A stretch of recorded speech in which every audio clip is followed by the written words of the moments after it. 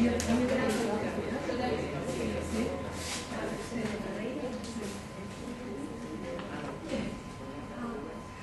cosa que quedó pendiente antes de empezar con la clase es cómo hacemos la última, que la queríamos hacer las 3 asignaturas en simultáneo el 5 de diciembre. Eso ya está notificado. ¿Ya está notificado todos? Entonces las 3 asignaturas que integran la diplomatura nuestra, nos juntamos el 5 y hacemos un cierre, que veremos cómo lo distribuimos los temas, con la idea de, bueno, brindar por el fin de año después y ver cómo seguimos el año que viene.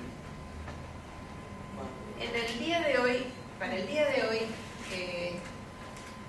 he tomado como tema de trabajo un fallo de la Corte Interamericana de Derechos Humanos que se suele llamar fecundación in vitro. En realidad el fallo, el nombre verdadero por el cual se lo encuentra en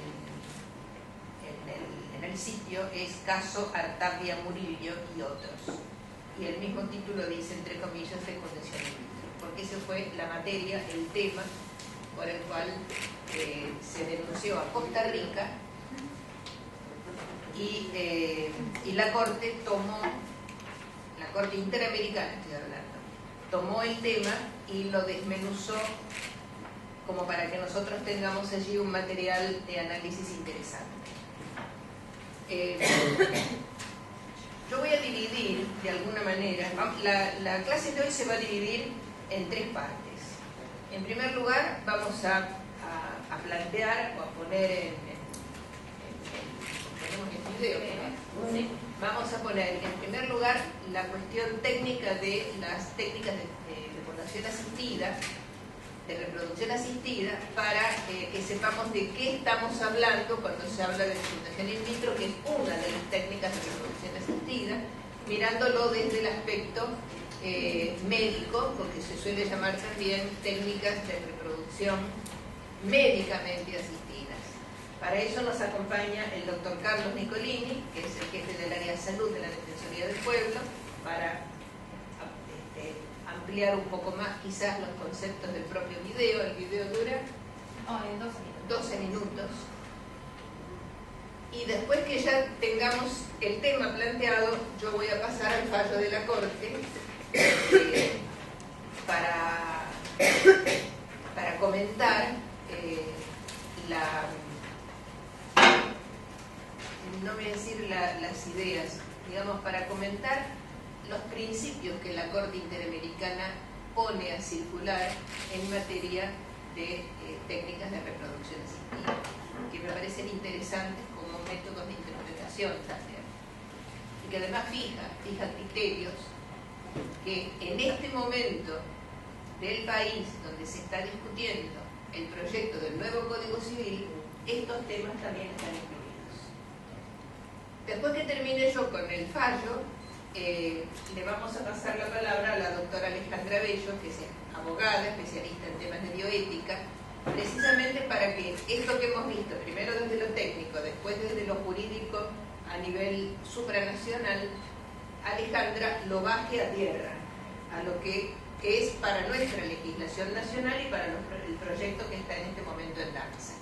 Con eso van a tener un panorama completo de uno de los temas que creo que ya en los próximos días lo van a tener en los medios, porque está entre los temas que se discuten como importantes en la reforma del Código Civil. Nosotros esto lo estudiamos desde derechos humanos, no desde ninguna ideología ni religión. Lo tomamos desde la mirada de los derechos humanos. Empezamos entonces por el video, que es una selección de videos que están en la red, pero que se ha seleccionado. ¿Hay algo que no se ve bien? No.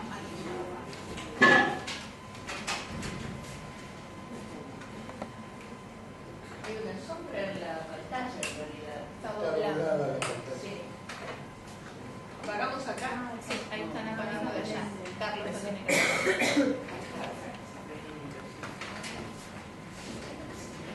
repasar las causas de la infertilidad. Una de las causas de la infertilidad puede ser la impotencia. La impotencia es la falta de erección del pene del hombre, con lo cual el acto sexual se ve impedido y con lo cual es imposible mantener relaciones sexuales con las cuales puede existir embarazo. Otra de las causas es porque el semen sea defectuoso. Una de las cosas que se hace, en primer lugar, cuando una pareja tiene problemas para tener hijos, es realizarse un seminograma del hombre. Se estudia el semen, entre otras cosas, otros parámetros como la acidez que tiene y otros más, se estudian al microscopio y se observan el número de espermatozoides. Entonces, a veces, lo que ocurre es que existen pocos o ningún espermatozoide. Un eyaculado humano tendría que contener entre 200 y 400 millones de espermatozoides. Si tiene un número bastante menor, entonces la posibilidad de que haya embarazo disminuye mucho. Otra cosa que puede ocurrir es que haya espermatozoides que sean defectuosos.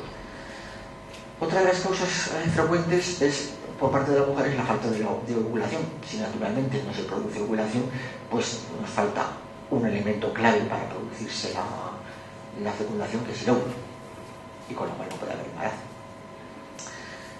Otra de las causas es la obstrucción de las trompas. Puede ser que las trompas, que en principio tienen que ser permeables, es decir, tienen que tener el pasto despejado a los espermatozoides y al óvulo, puede ser que se encuentren cerradas, una, las dos, y entonces no se pueden unir los óvulos a los espermatozoides, con lo cual el embarazo no puede tener lugar, ni la fecundación tampoco. Y otra de las causas es la endometriosis, es decir, que la pared del útero, la pared interna del útero, que se llama endometrio, que esté alterada, bien porque sea una infección, bien por causas de cualquier tipo, lo cual hace que este endometrio impida, primero, que naden bien los espermatozoides, y segundo, que si hubiera fecundación, el embrión se pegará al endometrio.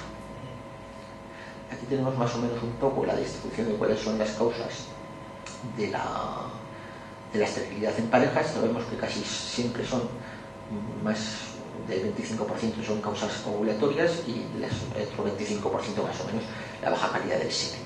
Un 20% de efectos tubáricos, y aquí tenemos otro 25%, la cuarta parte más o menos, de otras causas.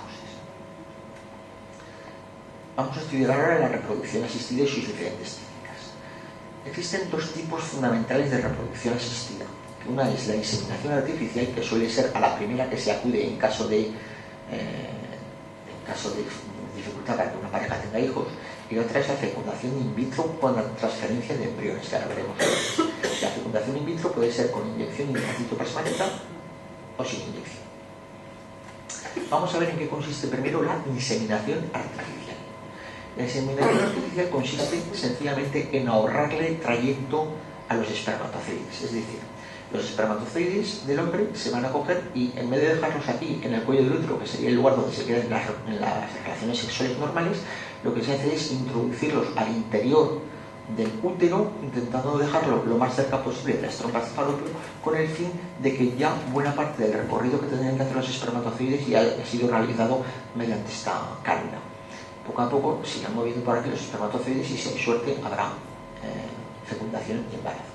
Para introducir el semen dentro de la mujer, lo que se hace es, mediante una pequeña jeringuilla que lleva unida esta cánula, se introduce en el interior de la vagina, se introduce por el cuello del útero y se deja aquí al final del cuello del útero. Se empujan a los espermatozoides y aquí se quedan y se espera a que se produzca la fecundación de forma natural. Prácticamente es una fecundación natural, con la única diferencia de que los espermatozoides quedan más en el interior del cuerpo de la mujer. La otra técnica, un poco más complicada, es la fecundación in vitro.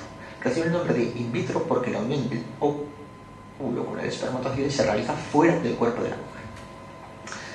¿En qué consiste? Pues básicamente aquí tenemos los pasos. En primer lugar, lo que tenemos que hacer es obtener más de un óvulo para aumentar las probabilidades de tener éxito. Lo que hacemos es obligar al ovario a que produzca más de un óvulo. Esto lo realizaremos con hormonas. Una vez que tenemos el ovario lleno de hormonas, lo que hay que hacer es extraer los óvulos del ovario, y los tenemos que tener afuera. Por otro lado, tenemos una provisión de espermatozoides que ha donado el hombre, y unimos mediante diversas técnicas, luego veremos las dos que existen, los óvulos con los espermatozoides. Dentro de una estufa incubadora manteniéndolo a temperatura corporal, pero de forma artificial, dejaremos que estos óvulos fecundados se transformen en embriones de muchas células, es decir, hasta que es una blástula, y cuando ya tengamos la blástula, lo último que nos queda por hacer es coger la blástula, es decir, el embrión, el futuro feto, e introducirlo otra vez vía vaginal y dejarlo en la pared del útero a la espera que comience el embarazo. Vamos a ver un repaso rápido. La mujer lo primero que tiene que hacer es extraerse óvulos, para lo cual se estimula mediante inyecciones de hormonas al ovario para que produzcan más óvulos de lo normal. Generalmente produce uno, pues hay que producir varios. Aquí tenemos un ovario y otro ovario superestimulado, es decir, tienen muchos folículos, que estos folículos tienen en su interior un óvulo. Entonces ahora lo que tendremos que hacer será sacar estos óvulos del interior de los folículos. Aquí tenemos la imagen ecográfica y entonces vemos el útero con los ovarios hiperestimulados, con los folículos que se ven como estas manchas negras. Mediante una sonda de ultrasonidos, es decir, mediante una ecografía, lo que se hace es estudiar los alrededores del útero y los alrededores del ovario. Entonces esta sonda lleva una aguja que inyecta, que pica en los sitios donde se ve la mancha oscura y se extrae el líquido. Al extraer el líquido, esperamos, y casi con toda probabilidad lo que ocurre es que se extrae el líquido arrastrando también al óvulo, que queda recogido aquí. Aquí tendríamos extracciones del líquido que ha salido de los diferentes folículos, es decir, sería el líquido de los folículos en cuyo interior tiene que estar el óvulo, que como es microscópico hay que esperarlo para ver si está o no con una lupa binocular adecuada, con un microscopio para ver qué está. Y ahora ya viene la fecundación. La fecundación se puede hacer de dos formas. La primera es sencillamente añadir, al lugar donde tenemos los óvulos, añadir semen. Entonces tendremos un montón de espermatozoides rodeando al óvulo y uno de ellos entrará. En cuanto entre uno de ellos, se impermeabilizará la membrana y esto hará que se produzca ya la fecundación, es decir, ya tenemos una célula huevo o cigoto. Y el otro método, un poco más complejo, es la inyección intracitoplasmática. Consiste en no esperar a que entre un espermatozoide dentro del cuerpo, dentro del óvulo, sino que directamente con una aguja súper fina inyectamos el espermatozoide dentro del óvulo. Todo esto naturalmente a escala microscópica, es decir, tenemos que con una pequeña pipeta sujetar el óvulo, inyectar con una aguja hiperfina, inyectar, atravesar la pared de la membrana del óvulo e inyectar el espermatozoide que hemos cogido. En este momento hemos asegurado la fecundación, ya que hemos sido nosotros mismos los que hemos metido un espermatozoide dentro del óvulo. Esto hace falta un material bastante complejo, ya que el microscopio que se emplea tiene que tener un mecanismo para poder mover de forma miniaturizada la aguja, el óvulo, el espermatozoide, etc. Bueno, una vez que se ha producido la fecundación por una de las dos formas, por sencillamente agregando espermatozoides o bien por la inyección intracitoplasmática, pues ahora nos queda realizar la incubación. La incubación se realiza en un sitio adecuado donde se deja al cigoto y al embrión con nutrientes adecuados, y últimamente existen aparatos que además permiten ver cómo va evolucionando el embrión a lo largo del tiempo, ya que lo va grabando en tiempo real. Lo vamos incubando, al principio es una mórula, al principio de pocas células, luego es una mórula de más células, hasta que llegamos a la blástula. Cuando llegamos a la blástula ha llegado el momento de introducirla en el cuerpo de la mujer, es decir, dentro de la pared del útero. Lo que se va a hacer es introducir mediante una cánula el embrión, es decir, la blástula, y se introduce por la vagina, por el cuello del útero y se deja aquí. Aquí tendríamos el proceso. Aquí iría la cánula que se introduce por la vagina hasta el útero y ahí se dejan los embriones, 1, 2, 3 o los que se crean necesarios. Generalmente se pueden poner entre 3 y 6, teniendo en cuenta que muchos de ellos no van a ser viables. Una vez que se ha producido, si tenemos suerte, y tenemos que tener suerte, y hoy en día todavía no se tiene la tecnología suficiente como para conseguir que este proceso se realice de forma segura, pues el embrión se unirá a la pared del endometrio y empezará ya el embarazo, con lo cual ya habríamos conseguido nuestro objetivo. Vamos a ver algún detalle más de estas técnicas de reproducción. En primer lugar, son frecuentes los partos múltiples. Son frecuentes los partos múltiples porque generalmente no se mete solamente un embrión, no se transfiere solamente un embrión, sino que se transfieren varios, ya que no es segura la posibilidad de que todos ellos aniden, es decir, se unan a la pared del útero. Entonces tenemos un óvulo fecundado por un espermatozoide, otro óvulo fecundado por otro espermatozoide, tenemos dos embriones y los dos embriones se meten en el cuerpo de la mujer, con lo cual pueden tener lugar a mellizos. En todo caso, se parecerán ellos entre sí como hermanos, pero nunca serán gemelos idénticos. Otra cosa curiosa es que se hace con los embriones que se tienen de más. Muchas veces se han conseguido 6 embriones, pero sin embargo solamente se han introducido dentro de la mujer 4. Entonces los otros 2 embriones se congelan y dependiendo de la legislación de cada país, el destino final será uno u otro. La mirada médica, que es lo que le vamos a pedir al doctor Nicolini, así yo después tomo el caso como caso, o sea, qué es lo que motivó que la Corte Interamericana se ocupara particularmente de este tema. ¿Qué le podemos aportar técnicamente de lo que vos más o menos... Sí, esto es muy claro este video para tomar conocimiento rápido y de los elementos básicos de lo que sería la fertilización humana asistida. Y yo diría que si ustedes tienen alguna duda o alguna pregunta, les aclaro que yo, cuando hacía medicina asistencial, estaba en la etapa siguiente, era pediatra. Así que mis conocimientos de esto tienen que ver con el estudio de la embriología y demás. Y esto cuando era pediatra, ahora soy sanitarista y salud pública. Bueno, pero de cualquier manera, me pongo a disposición para responder alguna pregunta que yo sepa responder. Sí. Yo tengo 2 preguntas con respecto del video, ¿no? Es el caso de los derechos humanos, que es el tema de hoy, ¿no? Primero que los espermatozoides de 200 o 400 millones es por unidad de volumen, eso no lo menciona. Sí, por unidad de volumen. Y segundo, que tengo la duda de si, cuando dice se inyecta el espermatozoide, si no es que se inyecta el núcleo del espermatozoide y no el espermatozoide. No, se inyecta el espermatozoide, sí, en realidad es el núcleo, lo que importa es el núcleo, porque es el núcleo del espermatozoide junto con el núcleo del óvulo los que van a conformar después una célula y se dividirá. Exactamente, la cabeza del espermatozoide es el núcleo del espermatozoide.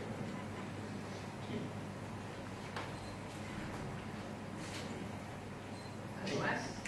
Creo que fue muy claro el video, ¿no? Sí, muy claro. Sí, creo que Muy simple, claro.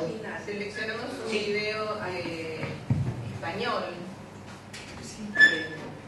y además se tiene que buscar en español, ¿no? Cuando tuviera la gráfica, que es lo que muestra y que importa como base para saber de qué estamos hablando y por qué es un tema que hoy afecta también la cuestión de los derechos humanos. Pero le cortamos unas cuantas partes, porque el video era muy largo y había un montón de detalles que no venían al caso. Lo que importaba más que nada era la primera parte era fecundación natural, que necesitamos que nos la expliquen, fotos grandes. La última parte tenía que ver con algunas cuestiones de la ética, preguntas, y algunas cuestiones que tienen que ver con patologías genéticas y la selección del embrión, para lo cual se toma unas células, una célula de cada embrión y se selecciona a aquellos que no tienen la patología. El caso, hablaba de los casos, por ejemplo, de fibrosis quística. Una familia que ha tenido hijos con fibrosis quística tiene la posibilidad de seleccionar un embrión, o 2 o 3, que no tenga la posibilidad de tener una fibrosis quística. En ese caso es posible que esa familia pueda tener un hijo sin esa problemática futuro que es a mediano plazo. La pregunta que quería hacer es el remanente, o sea, lo que queda. ¿A dónde va a parar? Eso, según el país. Sí, eso según el país, y es un tema por eso, porque la utilización, todavía no dilucidado. Claro, la utilización ética después de la Sí, claro. esto, ¿no? Porque tiene un fin perfecto, humano, lo que ser padre, todo bien. Pero ¿y el remanente? Sí. ¿Quién lo legisla? Eso es parte del debate. Eso es parte del debate, hay del distintos criterios, Sí. desde considerar si es persona o no es persona, es embrión, en realidad es una blástula, todavía no es embrión, si el momento es un implante, no es un implante, bueno, son cosas que están en debate. Y también tienen que ver con la legislación de cada país. Nosotros creo que todavía no lo tenemos estudiado normativamente. Y ahí, perdón, más allá, y no se mencionó, pero creo que también va a haber otro debate que va a ser los costos de llevar a cabo todo este sistema. No, ese debate ya está porque las obras sociales y las empresas de medicina paga están muy preocupados. La normativa, bueno, la doctora Bello lo va a explicar con claridad, pero la normativa no es, y sobre todo la reglamentación no es lo suficientemente clara y extensa que implique a todo, y hay muchas dudas entre los auditores médicos de las obras sociales, de las empresas de medicina prepaga, más allá del economicismo. No es una concepción economicista, sino un problema que tiene que ver con los costos. Con la edad, es otro de los grandes temas, hasta qué edad se debe poner. Hay normativas jurisdiccionales que ponen un límite de edad, el nacional no lo pone y se generan otro tema de problemas. Sí. de trabajo. Ese es ya vigente en este momento. Bueno, vamos entonces al caso. El caso se inicia porque en Costa Rica, desde el año 95, había un decreto del Poder Ejecutivo que regulaba la realización de las técnicas de reproducción asistida entre cónyuges, exclusivamente, y además establecía determinadas reglas para realizarlas. Y además de eso, se prohibía la manipulación directa de las células, etcétera, etcétera, a nivel de laboratorio.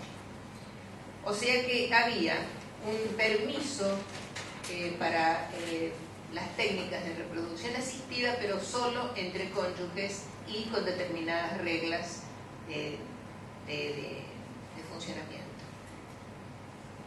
Sobre ese decreto se presenta un amparo y se cuestiona en parte la inconstitucionalidad y en parte la precariedad del decreto. Y va a parar el amparo a la Corte Constitucional de Costa Rica, lo que llaman la Cámara Constitucional de Costa Rica. La Cámara de Costa Rica empeora la situación, en el sentido de que prohíbe, desde todo punto de vista, la práctica de la fecundación in vitro, de cualquier manera. Y hay argumentos de la Cámara al respecto. En función de eso es que las personas damnificadas que querían hacer la práctica de fecundación in vitro porque querían quedar fertilizadas y poder tener hijos, van a la Comisión Interamericana en queja porque se viola o se violaría, sería el potencial por el cual recurren a la Comisión Interamericana primero, estaría violando el gobierno de Costa Rica el derecho a la vida, el derecho a formar una familia, el derecho a la vida, a la autonomía de la libertad en la vida humana, que son derechos que están protegidos por el Pacto de San José. Yo voy a saltear la etapa de lo que dice la comisión o no, y solamente quiero plantear la controversia entre el Tribunal Constitucional de Costa Rica, que es el más alto tribunal de ese país, que es el país en donde está además la sede de la Corte Interamericana. sea, debe haber sido muy difícil. Vos estuviste en ese curso, así que fuiste uno de los que firmó el fallo de la Corte Interamericana. Hay un montón de vicisitudes, pero va muy rápido con todo el procedimiento, porque se inicia en agosto del 2011 el pedido de este grupo de familias que piden la responsabilidad internacional de Costa Rica por violar los derechos humanos, porque prohíbe, en términos generales, la práctica de la fecundación in vitro.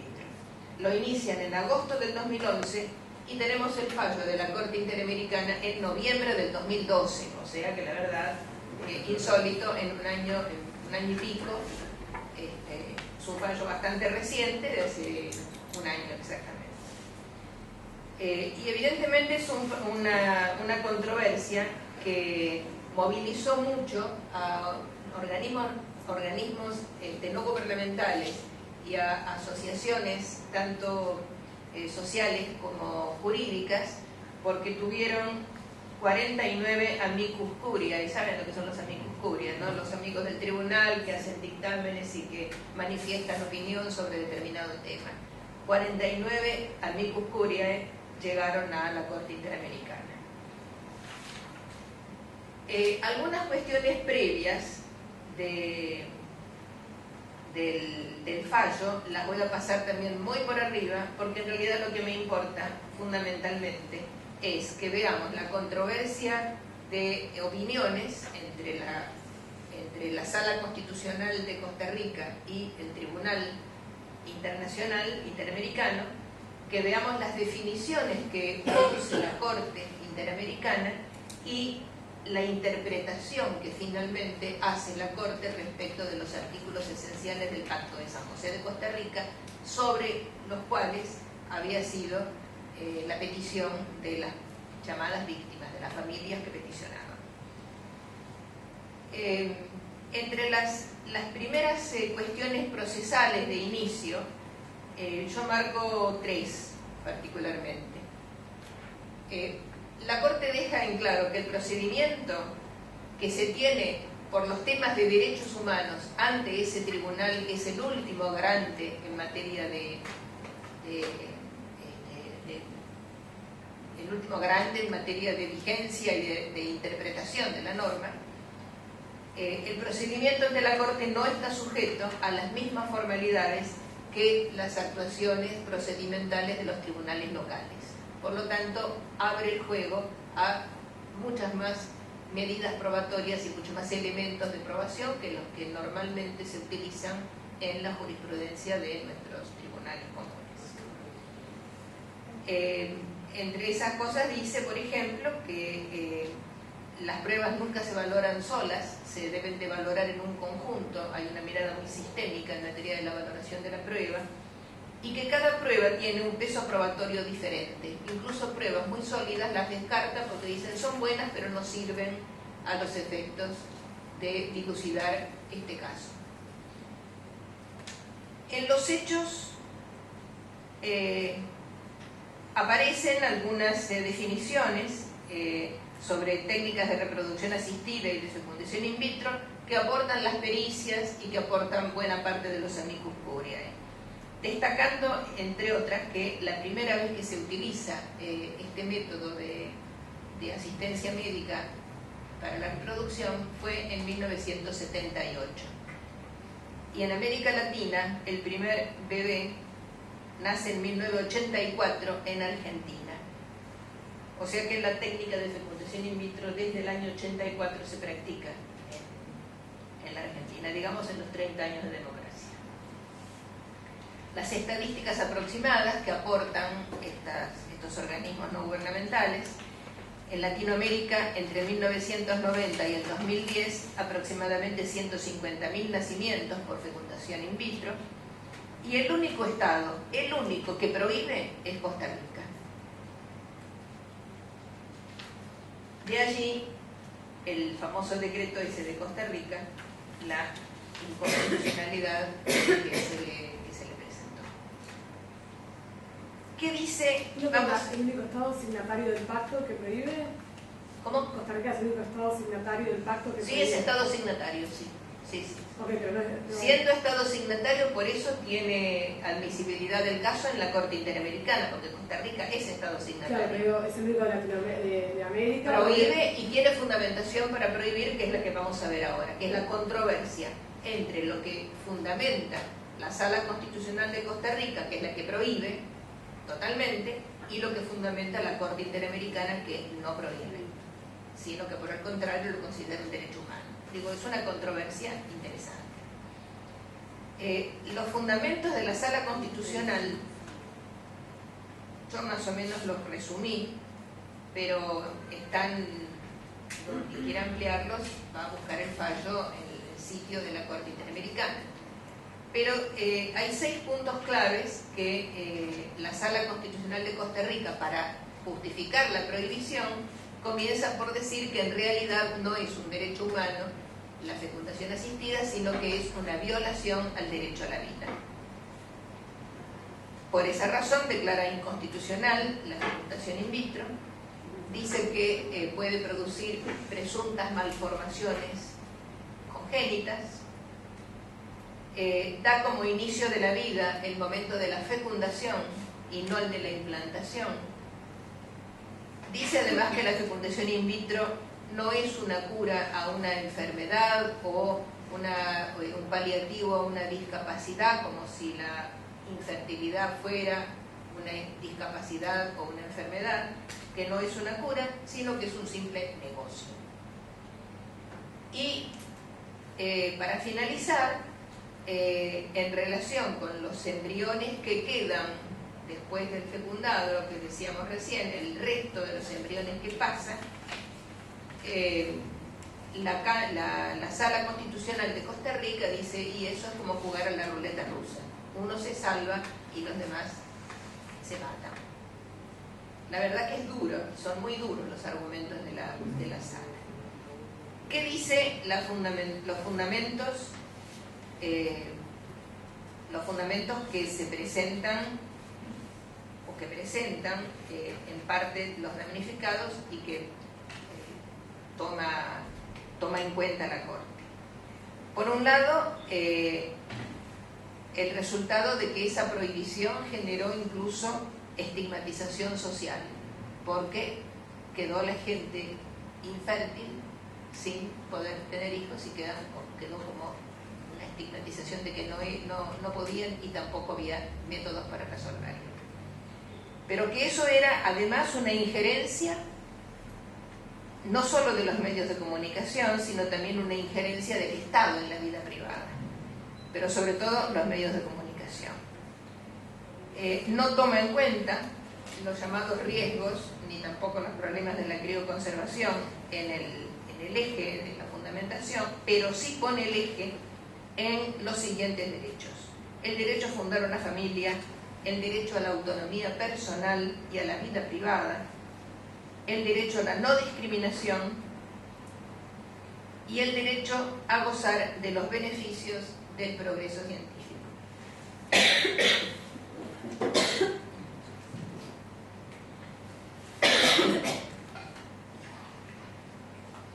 Y todos los fundamentos los va a utilizar para las definiciones que como Corte Interamericana hace y que son importantes, porque no nos olvidemos que para nosotros también, o sea, la Corte Interamericana dice que ellos son el organismo garante del Pacto de San José y que es el último garante, y lo remarca precisamente porque está debatiendo contra la Corte de Costa Rica, que también es el último garante para Costa Rica, pero para los que forman parte del sistema interamericano, el último garante del Pacto de San José es la Corte Interamericana.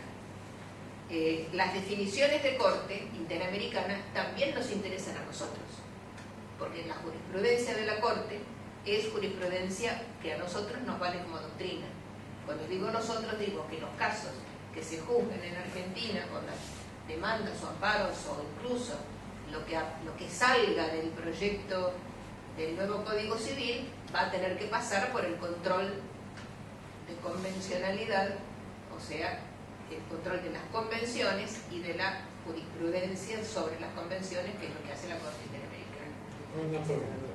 Sí. Supongamos que un país no adhiere al Pacto de Costa Rica, entonces no puede reclamar nadie. No, Pero si no adhiere al Pacto de San José de Costa Rica, la jurisdicción de la Corte no le llega. La jurisdicción de la Corte es para los países que aceptamos ser parte de la OEA y del convenio, es así, me leo, ¿no? Los países que aceptamos la jurisdicción de la Corte somos los países que hemos signado el Pacto de San José. Estados Unidos no tiene el Pacto de San José firmado. Digo, para que quede claro. Pues a ellos todo esto no. Los demás todo. Ahora se retiró Venezuela, ¿no? Creo que se retiró Venezuela. Y nada más. El resto de los países forman parte del llamado Sistema Interamericano de Derechos Humanos. Definiciones de la Corte. Para mí son importantes las definiciones y son importantes los métodos de interpretación que utiliza la Corte Interamericana. La primera definición da por tierra con todo lo de la Sala de Costa Rica. Toda persona tiene derecho a organizar con arreglo a la ley su vida individual y social conforme a sus propias opciones y convicciones. Ello trae como corolario la prohibición de cualquier injerencia arbitraria o abusiva, sea del Estado o sea de particulares. Y dice que corresponde la protección estatal en el caso que hubieran acciones arbitrarias. Voy a buscar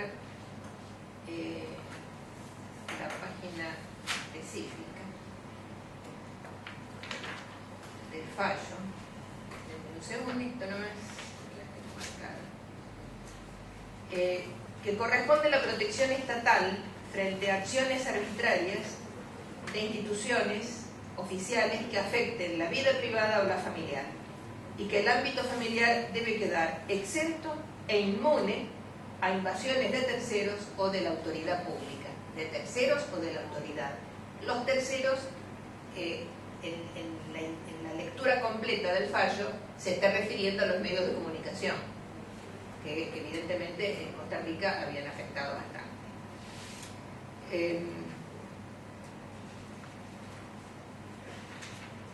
Y se correlaciona esta definición de corte con un artículo de la Convención Americana que dice que habrá protección estatal de los individuos frente a acciones arbitrarias de instituciones estatales cuando afecten la vida privada o familiar. O sea que en realidad lo que está repitiendo es lo que dice específicamente en otro artículo el propio Pacto de San José. ¿Por qué razón la no injerencia en la vida privada de las personas? La Corte define: la vida privada tiene una relación directa con la dignidad del individuo. Es el derecho a determinar su identidad física o su identidad social, sus relaciones personales, su autonomía y el desarrollo personal. Y que la decisión de ser madre o padre es parte del derecho a la vida privada, y esa decisión lo incluye tanto en el sentido genético como en el biológico. O sea, la decisión de tener un hijo es una decisión privada de las personas, tanto por las vías naturales como por una fecundación in vitro, que es el tema del fallo. Y sigue fundamentando la Corte, porque dice: el papel de la familia es un papel central, y el derecho del ser humano a fundar una familia es también un derecho fundamental. El derecho a procrear significa autonomía reproductiva, de elegir cuál es el método, o natural o no natural, o por asistencia médica, y en el caso también el acceso a los servicios de salud reproductiva enganchando la cuestión de la salud reproductiva con la Convención de todos los derechos de la mujer, la no discriminación, etcétera, etcétera. O sea, el derecho a decidir libre y responsablemente el número de hijos y los intervalos de nacimiento, el derecho de acceso a la información, educación y medios, el derecho a controlar su fecundidad, incluyendo la decisión de pareja. Hace como entrelaza dentro del derecho a procrear parte de los derechos que tienen las mujeres, que es el de definir los tiempos de embarazo o de, mejor dicho, de intervalos entre un embarazo y otro. En tercer lugar, define que el derecho a la vida privada incluye la integridad física y psicológica de la persona y que el Estado tiene la obligación de garantizar esa integridad, que los Estados son responsables de regular y fiscalizar los servicios de salud. Esto nosotros lo tenemos ya pensado siempre porque estamos trabajando en derechos humanos hasta donde llega la responsabilidad del Estado. El Estado es responsable de regular y fiscalizar los servicios de salud, incluyendo la salud genésica, y tiene la obligación de brindar información sobre métodos de planificación familiar.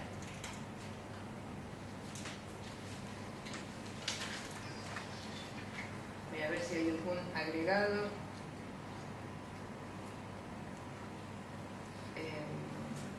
No, es lo mismo. También allí toma la Convención de los Derechos de la Mujer. Agrega una cosita más, el fallo. La falta de salvaguardas legales para tomar en consideración la salud reproductiva puede resultar en un menoscabo grave del derecho a la autonomía y a la libertad. Existe, por tanto, una conexión entre la autonomía personal, la libertad reproductiva y la integridad física y psicológica. Estas son las definiciones de la Corte Interamericana. Seguimos entonces con... hay una cita que hace la Corte en relación con la Conferencia Internacional sobre Población y Desarrollo del Cairo, pero que está, digamos, en términos de doctrina. Lo que para nosotros es prioritario es la jurisprudencia de la Corte Interamericana. ¿En cuál estamos? Física y psicológica. En cuarto lugar, la Corte dice que se deberían proporcionar técnicas de fecundación in vitro de conformidad con directrices éticas y normas médicas apropiadas. Con esto le está diciendo a los Estados, que somos parte del sistema interamericano, que en realidad ya no hay que discutir la fecundación in vitro como tal, sino que hay que ver cuáles son las pautas éticas con las que se va a trabajar y las normas médicas o los protocolos médicos adecuados. Y allí incorpora algo que me parece a mí que es sumamente importante y que tiene que ver con el progreso científico.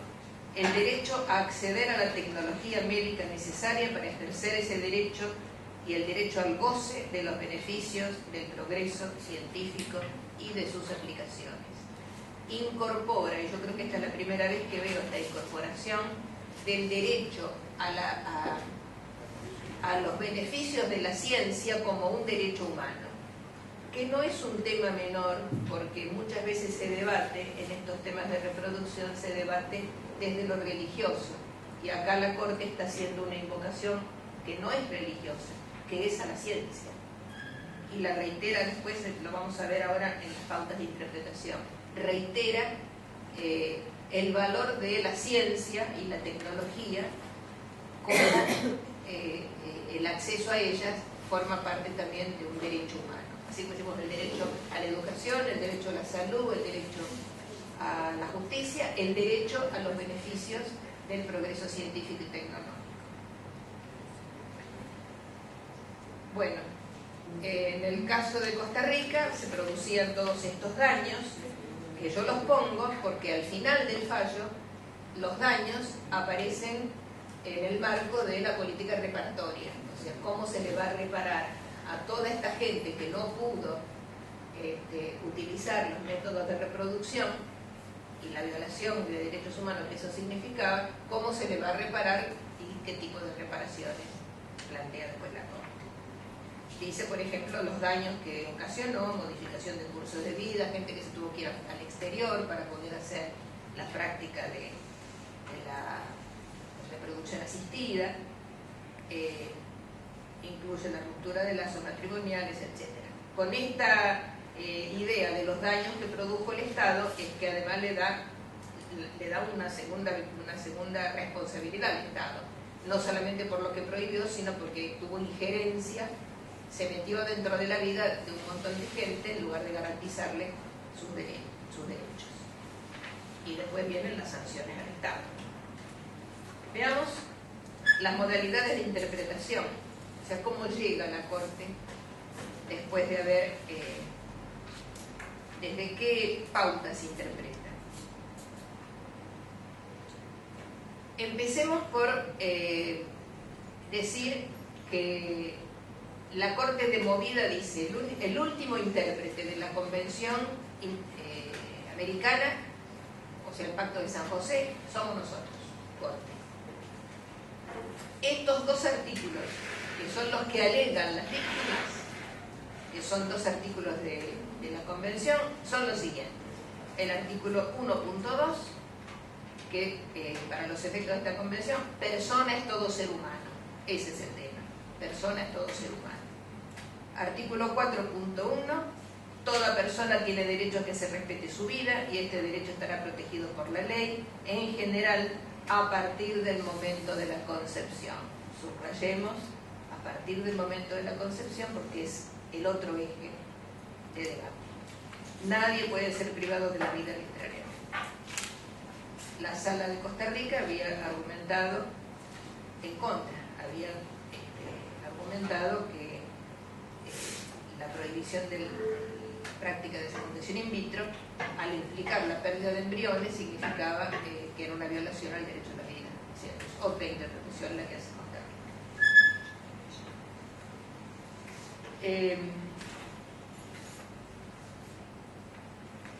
La Corte entonces se plantea que hubo una restricción desproporcionada de derechos, que rectifica obviamente que el intérprete último de la Convención es la Corte, pero plantea interpretar eso de la persona, ser humano, a partir del momento de la concepción y en general. Son como cuatro núcleos a desmilitar. ¿Y cuáles son los elementos y los métodos que utiliza para definir? Por un lado, plantea el aporte de la ciencia. En el contexto actual, dice el fallo, hay dos momentos, hay dos lecturas diferentes. El momento de encuentro o fecundación del óvulo con el espermatozoide, que produce, pero yo puse óvulo, o con E produce el cigoto, que es el que alberga las instrucciones para el desarrollo del futuro embrión, lo que veíamos en el esquema. El encuentro del óvulo con el espermatozoide es un momento al que llamamos fecundación. Y hay un segundo momento, que es el momento de la implantación del óvulo ya fecundado en el útero. Ahí se conecta el cigoto con la corriente sanguínea de la mujer, ahí accede a las hormonas y los demás componentes que producen el desarrollo, y entre la fecundación y la implantación pasan 7 días. Ese proceso hace que, de alguna manera, un poco más adelante en el fallo, aclara la Corte que el momento en el que se considera que está en desarrollo el embrión, que es embrión, es a partir de la implantación, no cuando está la única célula que luego se va dividiendo y que llega a ser el llamado cigoto. Hasta que no se implanta no hay embrión, con lo que queda claro que no hay persona, no hay ser humano, no hay persona humana. Sin embargo, acepta que no está claro no está clara la definición, aunque después la ratifica en otro párrafo, pero la prueba entre la fecundación y la implantación, la prueba de que un óvulo está implantado la da la existencia de una hormona que tiene un nombre muy complicado, pero que es la que permite que ahora que se usan estos, ¿cómo se llaman? Estos cositos, el EVA-test. El EVA-test lo que hace es recoger esa hormona, y si esa hormona no está, no hay color, y si está, aparece color, marca la rayita. Entonces ahí el momento es cuando aparece esta hormona, aparece a los 7 días de la fecundación, si es que fue fecundado. Si no fue fecundado, seguirá el trámite normal del óvulo que se desaloja y se expulsa.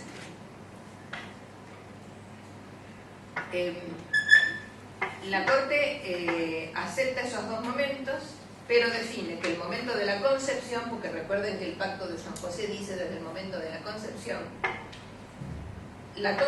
es a partir de la implantación en el útero, más la producción de esa hormona. Antes de eso no se puede determinar si hubo o no fecundación. La definición de concepción aclara entonces el famoso artículo 4 de la Convención Americana. El artículo 4 que yo les marqué antes, que dice todo derecho está protegido por la ley a partir del momento de la concepción. En general dice a partir del momento de la concepción.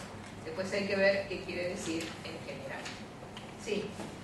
Esto tiene una repercusión muy grande respecto de aquellos óvulos fecundados que quedan no descartados, pero guardados, digamos, en el proceso biogenético. Pero que no han sido implantados. Que no han sido implantados, o sea, cambia el eje de la discusión. Sí. Absolutamente, es muy importante lo que se señala. Sí, es importante, pero eso no me cabe duda. Porque no sé si lo habrán leído los que están discutiendo ahora el código. Porque acá marca que acá hay fecundación y además hay una implantación concreta y va a venir el ser humano con una potencia muy grande de existir, a menos que hubiera un accidente, uno no sabe. Pero no es embrión. Pero cuando queda implantado es embrión. Cuando queda implantado. Mientras no quede implantado no es embrión, por lo tanto, tiene otra repercusión jurídica. Pero perdón, cuando queda implantado y aparece la hormona, ¿no? Si queda implantado, aparece la hormona. La prueba de Lo que pasa es que la prueba es la hormona. Porque es lo que se puede detectar por el análisis químico. Yo quería preguntarle al doctor si no es más adelante que se llama embrión, porque en ese momento se llama bláscula, que está implantada. Y hay un proceso posterior hasta que llega a llamarse embrión. Sí, lo que pasa es que en el lenguaje jurídico sí, módula, blástula, Y y después cuando se implanta es un embrión, porque ya está la relación con la madre y la circulación y la alimentación a través de la placenta. Y ya es un embrión, que después se transforma en feto. Bueno, la otra fuente de interpretación la toma la Corte de los trabajos preparatorios del Pacto de San José, porque están interpretando el Pacto de San José. O sea, ¿qué se dijo en los debates previos del Pacto de San José? Bueno, las palabras persona y ser humano se utilizaban indistintamente. Sin embargo, la expresión, cuando ponen toda persona, la combinan con las palabras del Protocolo del Salvador, que dice, por ejemplo, la defensa del no nacido se realiza esencialmente a través de la protección de la mujer, y ahí está la obligación de los Estados parte. O sea que hay una obligación del Estado, aún más que aún. La protección al embrión se hace a partir de la protección a la mujer. Entonces la palabra persona o ser humano las usa en alguna medida como sinónimo siempre, porque ya está implantado, está creciendo, es un ser humano. Lo mismo, digo, porque eso lo relaciona mucho con los derechos de la mujer embarazada, o sea, mezclan los conceptos de una convención para interpretar la de San José, pero son convenciones posteriores, las de derechos de la mujer.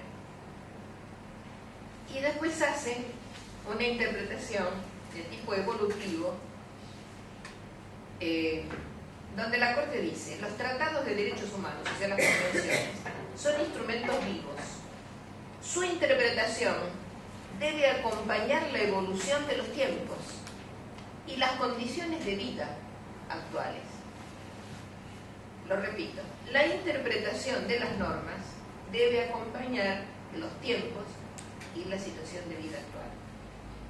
Por eso la CIV analiza determinados temas, y ese análisis es muy largo. Vamos a saltear, por lo menos a saltear una parte, como por ejemplo, cuál es la naturaleza jurídica del embrión, el estatus legal del embrión. No lo define la Corte en este fallo, sino que pone un montón de datos de acuerdos y tratados europeos, pero no latinoamericanos. Sin embargo, se maneja con el criterio de la práctica real, donde dice: en todos los países de América Latina se está trabajando con fecundación in vitro en la práctica real sin regulación legal. O sea, primero va la práctica. Y si acá en el 84 tuvimos el primer bebé, y recién ahora estamos discutiendo las normas, digamos que la práctica va a todo vapor, y las normas después se despiertan, ¿no?, 30 años más tarde. Solamente Costa Rica prohíbe. Brasil, Chile y Perú prohibieron el uso de las técnicas de reproducción asistida con otros fines que no sean los de la procreación. Se prohíbe la comercialización, regulan la crioconservación, que son las cosas que ahora sí están en debate. Que no está en debate la fecundación, está en debate qué más se hace con esos embriones, además de la fecundación. Y la CID determina, la Corte determina que la práctica generalizada está asociada al principio de protección de la vida prenatal, y concluyen que el embrión no debiera o no puede ser tratado como persona. Hay para mí ciertas incongruencias acá en el fallo, porque en una parte dice no puede ser tratado como persona, pero en la otra parte dice una vez que esté implantado ya es persona, o sea, es vida humana, pero vida humana persona. Queda ahí medio. Después lo vuelve sobre el tema, más adelante en la conclusión. Hay otro elemento previo de interpretación, que es este 3, que es la interpretación siempre tiene que ser lo más favorable al objeto y al fin del tratado. ¿Cuál es el objeto y el fin del Pacto de San José? La protección de derechos humanos de todas las personas, etcétera, etcétera. El propósito de las normas, siempre salvaguardando el derecho a la vida, sin que eso implique negar otros derechos que protege la Convención. Y concluye, porque quiero concluir yo también, para darle espacio a Alejandra, que después de todos los métodos de interpretación y del análisis científico disponible, la Corte concluye, primero, que la concepción en el sentido del artículo 4.1 del Pacto de San José tiene lugar desde el momento en que el embrión se implanta en el útero. Esto lo define. O sea, en alguna parte la definición es confusa, pero después ratifica: el embrión es a partir de la implantación, no previo. Antes de ese evento, y esto está explícito, está textual puesto acá, antes de ese evento no hay lugar a la aplicación del artículo 4 de la Convención. Eso es la raya total. Y en cuanto a las palabras en general desde el momento de la concepción, dice: ese en general quiere decir que no es absoluto ni incondicional, que puede haber excepciones a la regla. Ahí flexibiliza. Es muy interesante. Y además deja abierta la puerta a futuros... a que los estados legislen, porque no está legislado. Pero si el día de mañana se descubre científicamente que antes de ser embrión también debe ser protegido porque es un ser humano, supongamos que la ciencia lo define así, Y bueno, tendremos que adaptarnos jurídicamente a la ciencia. Acá quizás la ciencia siempre va mucho más lo científico más adelante que el derecho.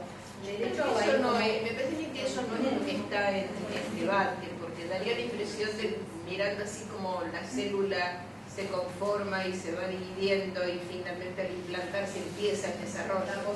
Eso como que está ya muy analizado. Lo que no está claro es qué pasa con los otros embriones que se guardan.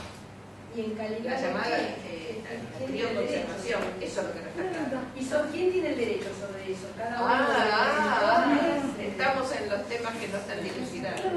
Pues es que hace 2 años acá un profesor de la facultad, Rabinovich, pidió ser tutor de todos los óvulos, de los embriones, de los cigotos. ¿Qué pasó con eso? Nada. Tuvimos lo llamó y intervención para la defensa de los embriones congelados. No hay nada todavía. Es uno de los temas que está en este momento en debate. Y bueno, por lo menos tenemos algunas definiciones a nivel del derecho supranacional que deben ser tomadas en cuenta por el derecho actual. Digo, si sale un artículo del Código Civil que diga otra cosa muy diferente de esto, obviamente va a ser impugnado por no respetar, digamos, lo que es la jurisprudencia supranacional, que teóricamente al menos debe ser aceptado por Argentina. Yo creo que no va a ocurrir, pero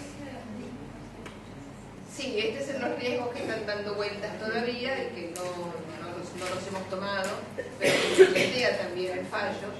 ¿Qué va a pasar con los embriones que se descartan? La manipulación genética.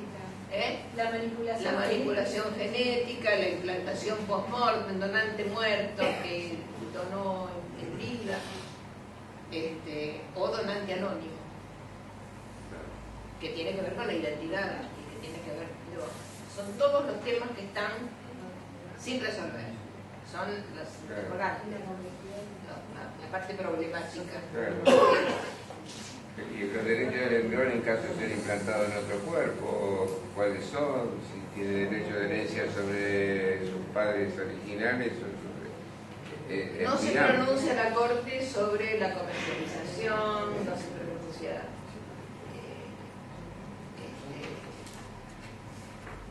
nada, porque en realidad al abrirlo a la medicina social y al darle el orden a los estados de que tienen que proveer y fiscalizar el servicio de salud, eso no impide que haya todo un sector de la medicina privada que debe de tener, no sé, placares llenos de litros con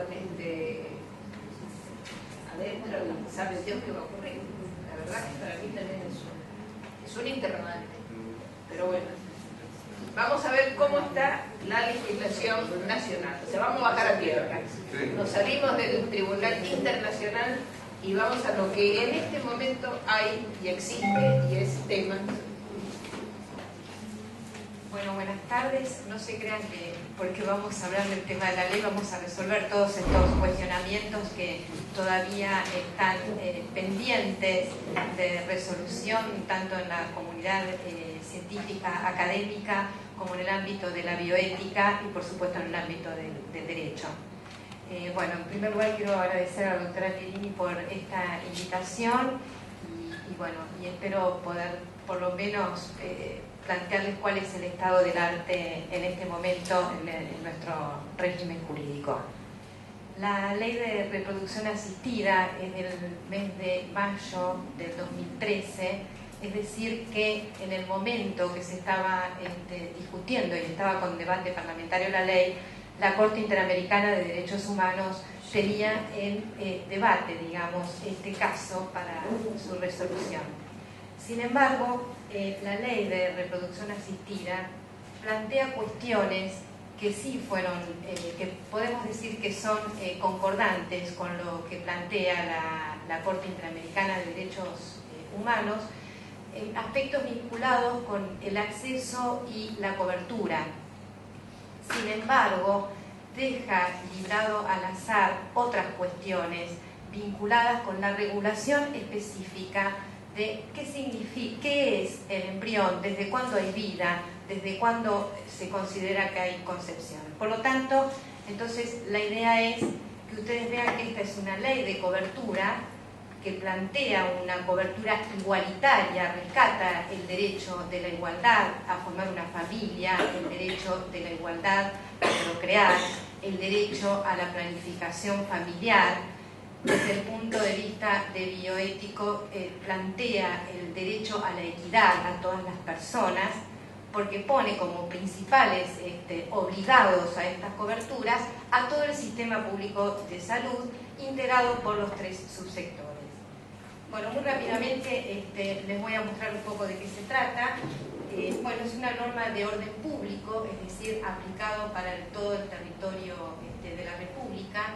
Sin embargo, invita a las provincias a que se adhiera a esta norma. Acá pareciera que hay una contradicción, porque las normas de orden público son aplicadas para todo el territorio de la República, pero bueno, se cuestiona esto de, bueno, están las facultades, que son facultades exclusivas de las provincias, como el tema de materia de salud, que no fueron específicamente delegadas a la Nación, entonces pareciera que las deja con esa competencia exclusiva, respetando esa competencia exclusiva.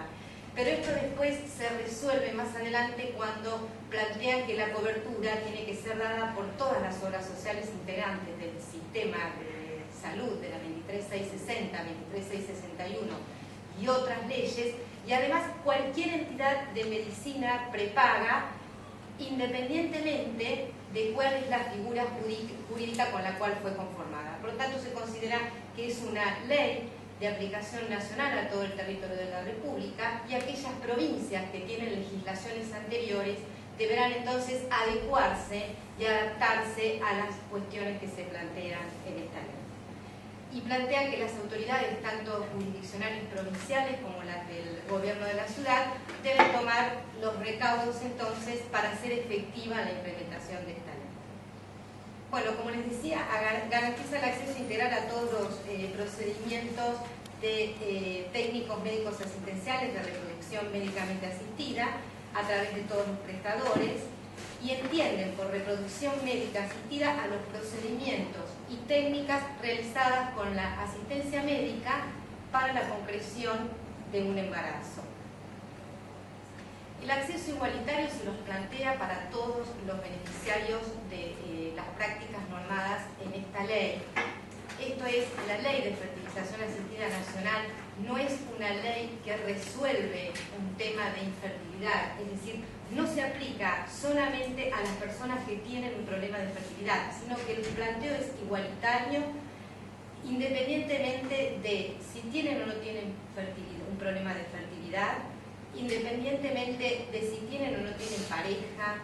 No se permite ningún tipo de discriminación, ni por raza, ni por orientación sexual, y se aplica a todas aquellas personas mayores de 18 años, con excepción de menores de 18 años que pueden solicitar donación y criopreservar embriones en el caso que se piense que pueden tener problemas de salud en el futuro. Bueno, como os decía, ¿de qué se trata esta cobertura, no? Y la cobertura es integral e interdisciplinaria y va desde lo que es el abordaje, las prácticas diagnósticas, los medicamentos, las terapias de apoyo y los procedimientos y la técnica que la OMS define como médicamente asistida. ¿Cuáles son estas técnicas? Plantea técnicas de baja complejidad y de alta complejidad. Las de baja complejidad son aquellas que tienen como objeto la unión entre el óvulo y el espermatozoide en el interior del sistema reproductivo femenino, y se logra a través de la inducción de la ovulación, la estimulación ovárica, el desencadenamiento de la ovulación e inseminación intrauterina, intracervical o intravaginal, y con semen que puede ser de la pareja o del donante. ¿Alguna duda hasta acá? Por ejemplo, supongamos que hay una pareja, ¿no? Hay una pareja que no puede tener hijos, pero viene un tipo y dona su semen para introducirlo de los barrios de la mujer. ¿Qué pasa públicamente ahí? Ahora lo vamos a ver. Primero quiero mostrarles un poco cómo se plantea la ley y después vamos a ver cuáles son los debates actuales y cuál es la solución que puede dar o que está dando en este momento las distintas corrientes y el anteproyecto del Código Civil a estos cuestionamientos. Bueno, de alta complejidad, que son aquellas donde se da la unión entre el óvulo y el espermatozoide, pero se da fuera del ámbito del aparato reproductor femenino, incluyéndose a la fecundación in vitro, a la inyección intracitoplasmática del espermatozoide, la criopreservación de ovocitos y embriones, la donación de ovocitos y embriones y la vitificación de tejidos productivos. Todas estas técnicas un poco fueron las que fueron abordadas en el video muy rápidamente. Y plantea que además se van a incorporar todas aquellas técnicas y procedimientos que se desarrollen en el futuro, los cuales deberán ser autorizados por la autoridad de aplicación. Bueno, esto es lo que les decía, es decir, hay una cobertura de guarda de gametos, es decir, el banco de guarda de gametos va a ser cubierto y las personas, por ejemplo, menores de 18 años de edad, pueden recurrir en forma gratuita a obtener un gameto de ese banco si en el futuro se pensara que esa persona puede tener un problema de salud por tratamientos médicos o intervenciones quirúrgicas. ¿Y si es mayor de 18 años? No, también lo que quiero decir es que como principio general la ley se establece para mayores de 18 años. La excepción de menores de 18 años es en aquellos casos que se piense que la persona está con algún tratamiento quimioterápico y ya se sabe que puede llegar a tener un problema, o sea, con problemas de salud puede llegar a impedirle o plantear un tema de infertilidad en el futuro. Bueno, ¿cuáles son los requisitos que plantea? Bueno, plantea el requisito del consentimiento informado. Este requisito del consentimiento informado ya nosotros lo venimos viendo en el tema de la ley de derechos de los pacientes, que todas las personas tienen este derecho de ser informados sobre las prácticas que le van a realizar, sobre los riesgos y beneficios de estas prácticas y prestar consentimiento si está de acuerdo. Bueno, y esto no escapa de esa regla, digamos, tiene que ser prestar consentimiento, pero el consentimiento debe ser específicamente para la aplicación de técnicas de reproducción médicamente asistida. Y este consentimiento debe ser realizado antes de cualquier inicio de cualquier tecnología que se vaya a aplicar de reproducción asistida. El consentimiento tiene que estar documentado en la historia clínica y debe quedar claramente manifestada la voluntad de realizarse el tratamiento. En los de baja complejidad, el consentimiento puede ser revocable en cualquier momento o hasta el inicio del tratamiento de la inseminación, y en los de alta complejidad puede ser revocado antes del momento de la implantación. Los requisitos de cobertura, bueno, acá también es bastante amplio, porque si bien en leyes como la provincia de Buenos Aires plantea una cantidad de tratamientos por persona, acá se plantean tratamientos de manera de en cuánto tiempo se lo tiene que hacer, pero lo puede hacer todas las veces que quiera. Digo, se plantean 4 tratamientos anuales con técnicas de baja complejidad y 3 tratamientos anuales con técnicas de alta complejidad, con la única salvedad que entre tratamiento y tratamiento deben haber pasado 3 meses, y para acceder al de alta complejidad se debe haber pasado primero por el de baja complejidad. Pero es decir, que si yo utilicé 4 tratamientos en el año, al año siguiente, si médicamente estoy en condiciones, podría volver a hacerlo desde el punto de vista de la cobertura. ¿Quiénes son los principales obligados? El sector público de salud, el sistema de las obras sociales, como les decía, de la ley 23.660 y 23.661, la obra social del Poder Judicial de la Nación, el Instituto Nacional de Servicios Sociales para Jubilados y Pensionados, la Dirección de Ayuda Social para el Personal del Congreso de la Nación, el Instituto de la Obra Social de las Fuerzas Armadas, las obras sociales universitarias, y acá tenemos todos aquellos agentes que brinden servicios médicos asistenciales independientemente de la forma jurídica que poseen. Es decir, que todos quedarían obligados a esta cobertura. El alcance, bueno, como decíamos, se incorporan los procedimientos en el PMO, de estos procedimientos que fueron definidos por la OMS y que son los mismos establecidos en esta ley. Y se contempla también la cobertura de la guarda de gametos o tejidos reproductivos, y que tiene que ser habilitada la tecnología por la autoridad de aplicación. ¿Quién es la autoridad de aplicación de esta ley? El Ministerio de Salud y la Superintendencia de Servicios de Salud en la materia de su competencia. Seguramente intervendrá la Superintendencia de Servicios de Salud en regular sobre las aprobaciones de las nuevas técnicas que deberán ser contempladas, cubiertas. El Ministerio de Salud de la Nación crea un registro de quiénes van a ser los prestadores de estas, los establecimientos prestadores de estas técnicas y procedimientos de reproducción asistida, e incluyen aquellos establecimientos donde funcionan bancos receptores de gametos o embriones, porque no necesariamente los establecimientos en los que se hacen los tratamientos de reproducción asistida es donde funcionan los bancos. Entonces ellos se van a ocupar de estos dos registros. Bueno, dice que solo se pueden realizar los procedimientos y técnicas en los establecimientos que específicamente sean autorizados por la autoridad de aplicación. Actualmente hay reclamos por las coberturas de las obras sociales, porque las obras sociales o los prestadores de salud le contestan a los beneficiarios: no sabemos todavía cuáles son las instituciones habilitadas por el Ministerio de Salud. Y por ahí esto está en proceso y la pelota va de un lado al otro en cuanto a estas cuestiones.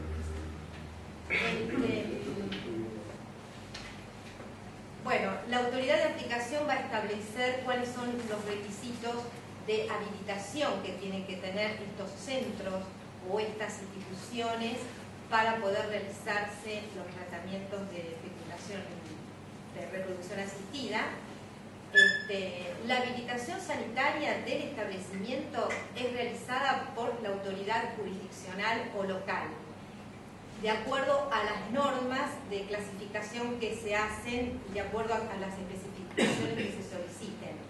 Pero luego cada autoridad jurisdiccional tendrá que registrar en ese registro ante la autoridad nacional los prestadores para hacer estas técnicas de reproducción asistida. Está claro cómo funciona el sistema, es decir, cada jurisdicción maneja dentro de sus competencias la habilitación de esos establecimientos con ciertas pautas que van a estar establecidas desde la autoridad regulatoria, que va a ser el Ministerio de Salud de la Nación, y posteriormente las provincias son las que inscriben esos prestadores en el registro de la Nación.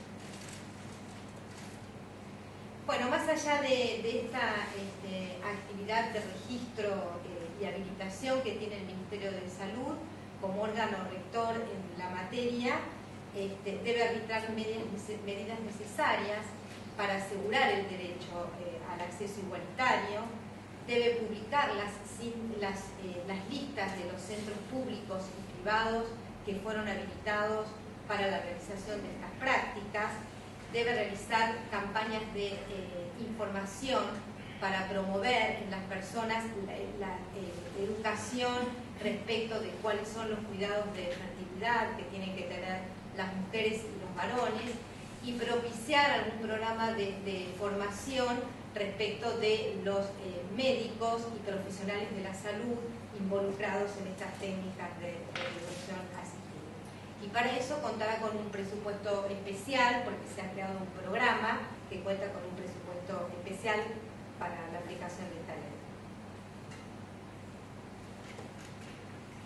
Podemos decir entonces que dentro de los derechos reconocidos por esta ley está el derecho a la autodeterminación, en el sentido de que las personas, en el sentido tomado por el artículo 19 de la Constitución y en el anteproyecto del Código Civil, en el sentido de que las personas tienen un autogobierno sobre su propia vida, basado en el principio de la libertad, siempre y cuando no tenga injerencias en el ámbito ajeno, o sea, este sería el límite. Y en este sentido se plantea el derecho a la autodeterminación y el derecho a disponer sobre su propio cuerpo.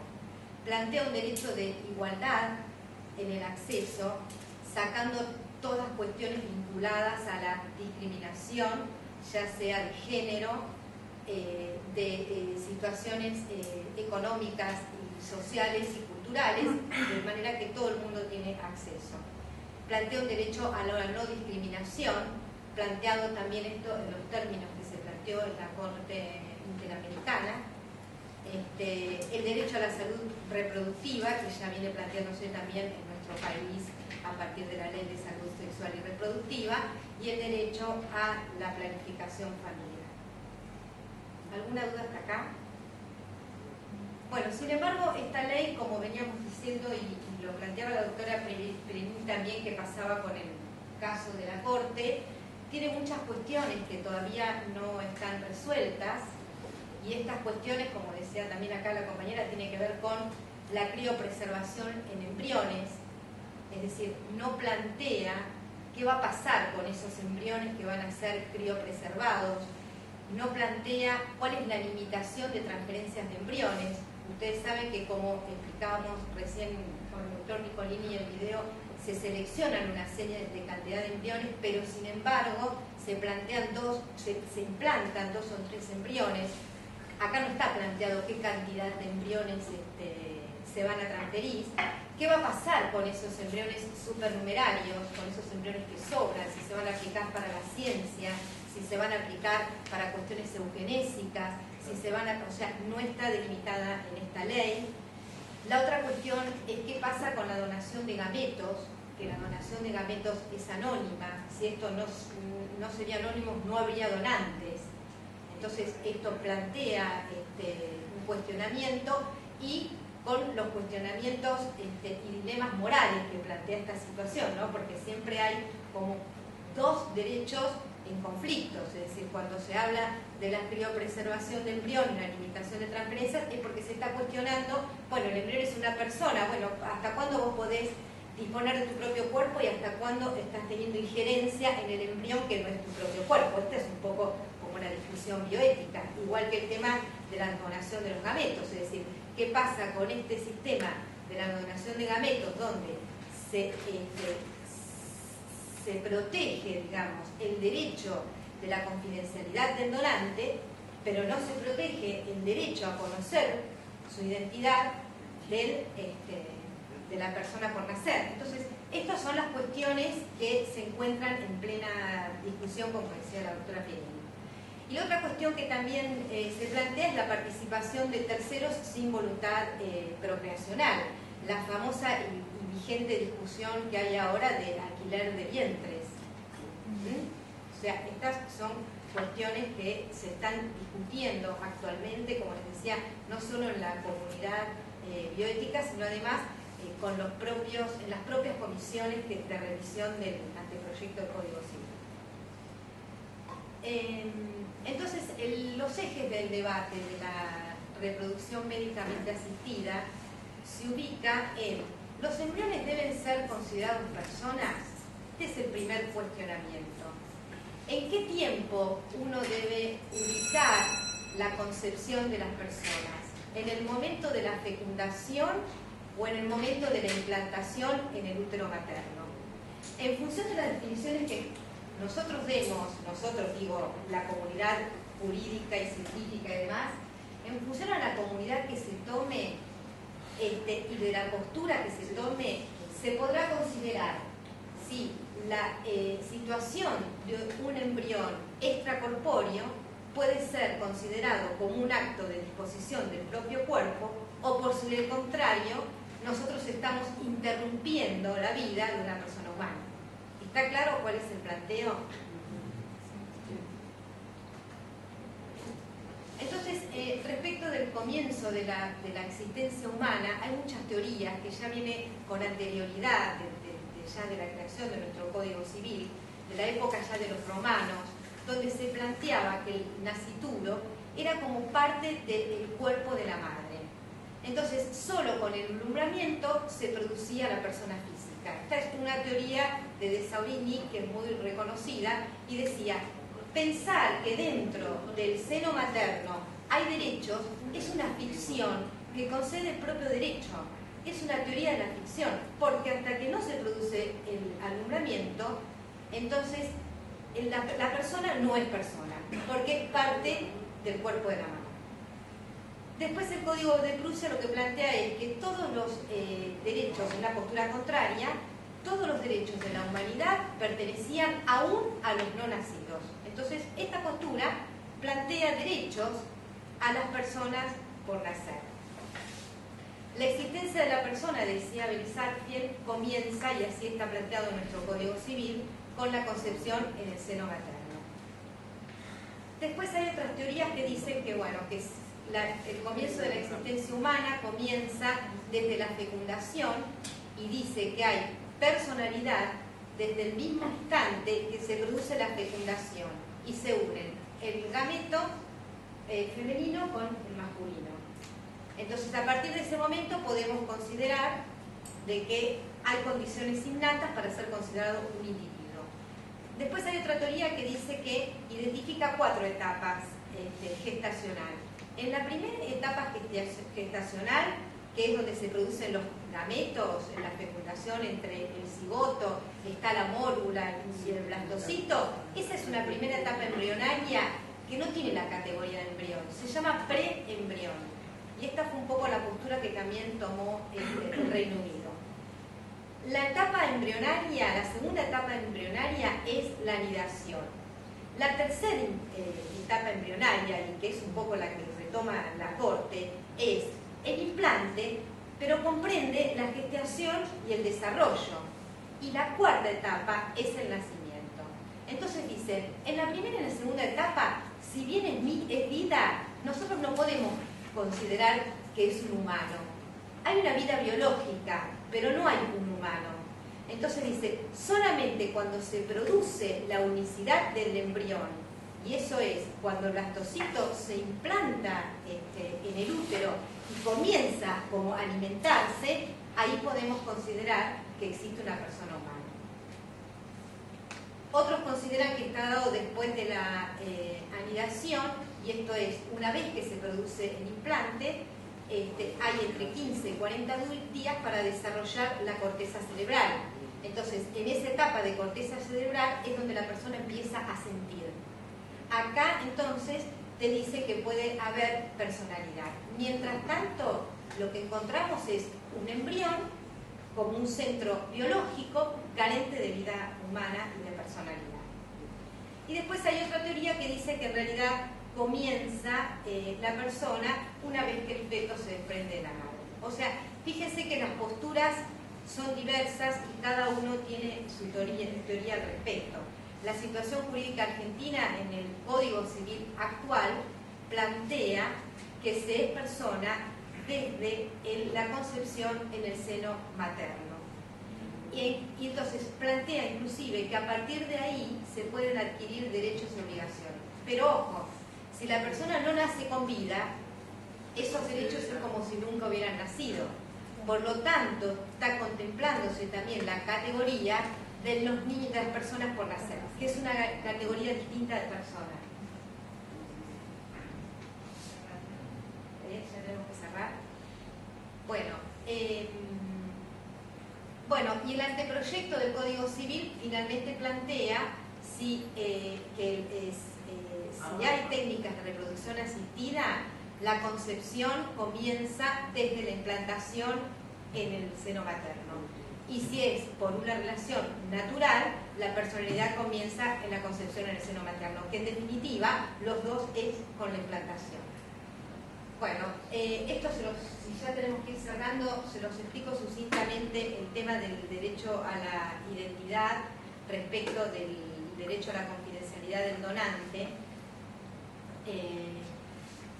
se considera que, bueno, lástima que se fue el señor, la confidencialidad del donante debe mantenerse un principio de proporcionalidad y debe ser resguardada esta confidencialidad, porque si no, no habría donantes. Y si no hay donantes, no se podría producir las técnicas de reproducción asistida. ¿Y qué se tiene en cuenta para el derecho a la identidad de estas personas que nacen, digamos, con un material de un donante anónimo? Bueno, tiene derecho a saber que nació, esto lo plantea el anteproyecto del Código Civil, que nació con un material de un donante que siempre va a ser anónimo, pero que sin embargo tiene derechos a conocer los datos genéticos de esa persona por cuestiones de salud o por cualquier otra cuestión que desee conocerla, que lo tiene que hacer por vía judicial, que ahí es donde se establecerá la justificación del acceso. No genera ningún derecho, digamos, hereditario, ninguna relación filial el donante, el tercer donante que anónimamente presenta el hábito.